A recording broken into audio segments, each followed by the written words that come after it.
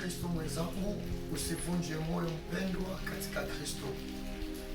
Hata yale unayoyafanya inashindikana, na kuambia pangali matumaini, na hayo matumaini Yesu Kristo ndani ya maisha yako.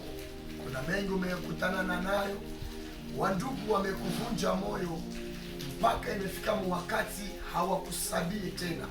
Umekuwa mbali na wandugu wamekuwa mbali na wewe, lakini kama Yesu amekuwa ndani ya maisha yako, usiogope.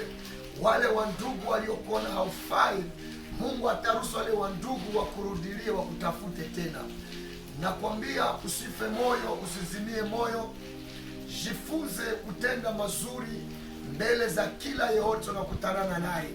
Kwa umaskini wako, kwa utajiri wako, kwa hali yako yote, jitahidi kutenda mema. Shauri yangu nataka nikufundishe siku ya leo ya kwamba usiitikake mkuche na uingie kabla mtu hajakuambia asante, kabla mtu hajakuambia merci, kama mtu hajakuambia kabisa uko mwema. Na hayo ndo malipo tunayapokea ya zaidi.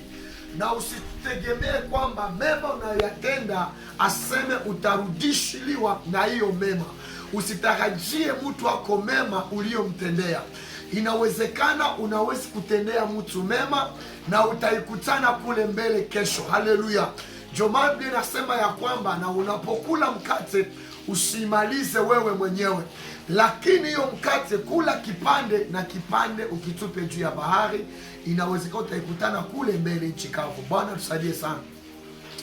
Ndio maana haina maana uvunjike moyo.